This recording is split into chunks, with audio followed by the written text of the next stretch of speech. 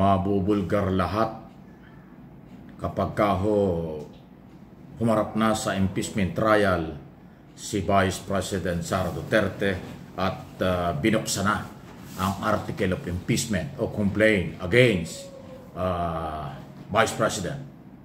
Alam niyo kung bakit? Kaya ako sinasabi ito. Kung yung magugunita, yung trial, impeachment trial, dati kay dating Chief Justice Corona, talagang wala pong itinago. Walang naitago. Lahat ay hinukay. Talaga, pati mga private account, pati mga kayamanan talaga niya, pati yung mga binabayarang buwis at style ng pamumuhay ng pamilya, hinukay pa. Pasintabi na po, nasa kabilang buhay na po yung dating Chief Justice. Sampul lang yan, na yan ang pwedeng mangyari. Lalo na kung itong si Sara Duterte ay hindi magbabago ng style ng pagsasalita or attitude niya kapag humaharap sa trial. Kasi kung yung kanyang style at ugali nung humarap sa Blue Ribbon Committee at sa Committee on Appropriation sa Kongreso, hindi po yun pwede yung ganong style sa impeachment court, impeachment trial. Kasi hindi papayag ang mga senador na ganon ang attitude at ganon ang style. Hindi pwede niyang ibaliwala at questionin ang rules ng impeachment court. Kasi dun sa Kongreso, kinu-question niya yung rules. Marami siyang binabato sa congressman. In aid of legislation yun. Ito, impeachment trial, hindi pwedeng gawin ni Sara ang kanyang style doon sa katulad ng kanyang ginawa. Kaya nga nagalit ang mga congressman sa kanya dahil kawalan ng respeto sa mga congressman-elect, congressman na merong mandate mula sa mga iba-ibang distrito at party list sa buong bansa. Ayun po yun.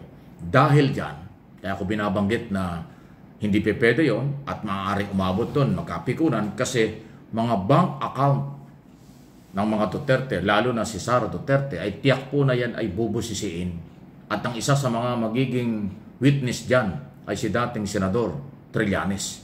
Pag nagkaroon ng pagkakataon na ipatawag sa impeachment court yan, ilalatag niya ang mga dokumento. Na noon pa, ilang taon na, sinasabi ni Trillanes na meron siyang dokumento, na meron mga joint account ang mag-amang Duterte. At yun ay pwedeng ipatawag kasi related doon sa issue ng korupsyon. Doon sa article of impeachment, merong korupsyon na issue.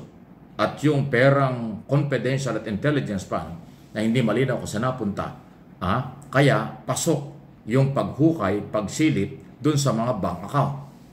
Kahit malipat pa yan, kahit ngayon ilipat pa yan, matitres pa rin yan kasi may record kung kailan winidraw, kailan dineposito, kasi may record ang bangko. Pati yung bangko, ipapatawag yan ng impeachment court, hindi makakatanggi yan. Kaya doon pa lang ho sa mga bank account, pag yan ang sinilip, sigurado makakapikunan. Sigurado hindi papayag ang mga Duterte. Pero wala siyang magagawa kung merong ganyan desisyon ang impeachment court. Kasi ang trial, ang impeachment court ang masusunod, hindi ang defense counsel.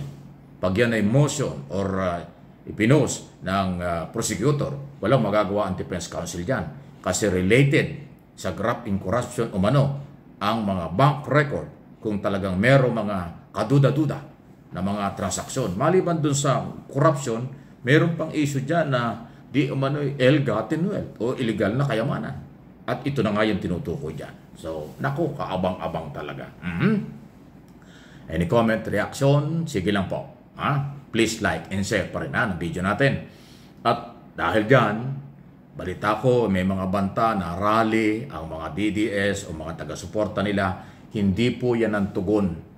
Ang impeachment ay nasa tamang proseso. Hindi tugon dyan ang rally. Ang rally ay hindi makakatulong sa halip makagulo lang yan.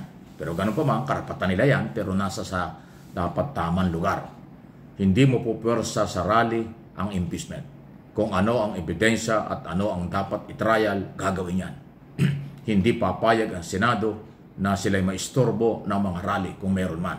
Kasi may mga banta na gusto raw mag-rally ang mga taga-suporta. Hanggang ganun lang yun. Actually, mahigit ng 2 taon sila nag-rally. Hindi naman sila makakuha ng maraming tao. Ngayon pa kaya, malinaw na in-impeach na sa Kongreso si Sara Duterte. At may mga ebidensyang patutunayan, kaya nga magta-trial. So, hindi talaga makukuha yan sa rally. Yung kanilang pag-iingay nung araw, hindi nakatulong sa kanila dahil ang mga congressman hindi naman nila nakumbinsi. Sa halip, sobra-sobra ang pumirma. 240 na, madadagdagan pa raw. yung nag-impeach kay Sara. So, ganong katindi. Gaano kalawak yun. Yung 200 congressman, 240 congressman, distrito at party list, ay halos 3/4 na ng buong bansa na mga congressman ay ayaw na kay Sara Duterte. Kaya kahit kayo mag-rally kung saan man lugar, baliwala yan. Pero kung kayo manggugulo para guluhin ang trial, hindi naman papayag ang mga otoridad. Pero yung inyong mga rally, karapatan nyo yan. Kung gusto nyo gawin, bahala kayo. Hindi ba? Pero sinasabi ko rito, wa-epek yan. Okay? Sunod na ating pag-usapan ay itong, ang akin hong analysis at opinion. Lalong lalabas ang maraming hindi pa natin natutuklasan. Lalabas ang marami pang mga hindi natin alam kung ano talaga ang pinaggagawa at ano ang nangyari sa Department of Education noong panahon ng Secretary si Sara Duterte at sa Office of the Vice President. Kasi lahat yan ay malalaman. Okay? Dahil yung mismong taga-Office of the Vice President ay iimbitahan yan bilang mga witness.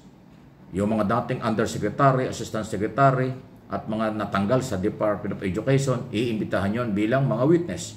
Yung tumanggap ng 50,000 sa loob ng 9 months. Undersecretary Mercado ang isa doon at iba pa. Okay? Yun mismong mga nag-ingkas ng cash ng cheque. Yung mismong pinagdaanan ng 612 million pesos mula sa DepEd at Department at Office of the Vice President, lahat yun ipapatawag. Kaya kung mabubulgar pa, saan nga ba nagpunta yung pera after ma-withdraw? Kasi doon nabitin sa Kongreso eh. Matapos mabulgar na na-withdraw yung pera, ibinigay doon sa mga opisyal na militaring security na natigil na yung hearing. Kasi nagdrama-drama na hospital na, nagkagulo na sa hospital, may mga sakit, biglang nanghina, biglang nagkukulaps yung mga, parang gano'n ang dating. Ano nga, alam naman natin kung ano nangyari.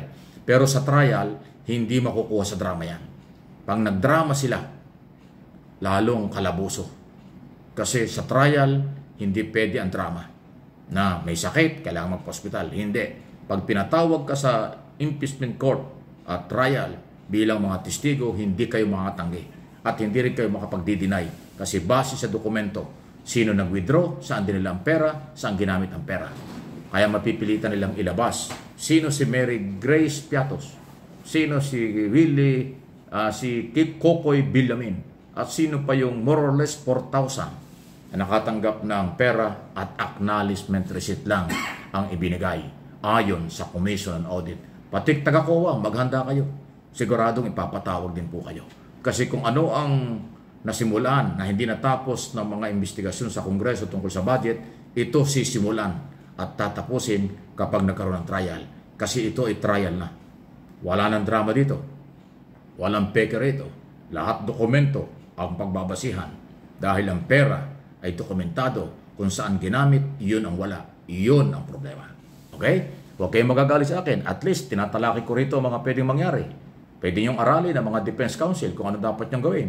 Pwede rin aralin ng mga prosecutor kung ano dapat gawin. Ipinapaliwanag ko yung mga posibleng mangyari at hindi sila makakatanggi or makakaiwas sa impeachment court kasi merong authority to summon, to arrest kung kinakailangan. Pero sana huwag umabot doon. Makipag-coordinate na lang kayo at magsabi ng totoo para sa katarungan. Justice for the Filipino people. Katarungan din para sa perang pag-aari ng mga Pilipino. Yung nawawala at hindi may paliwanag at malinaw until now. Sa trial na lang yan.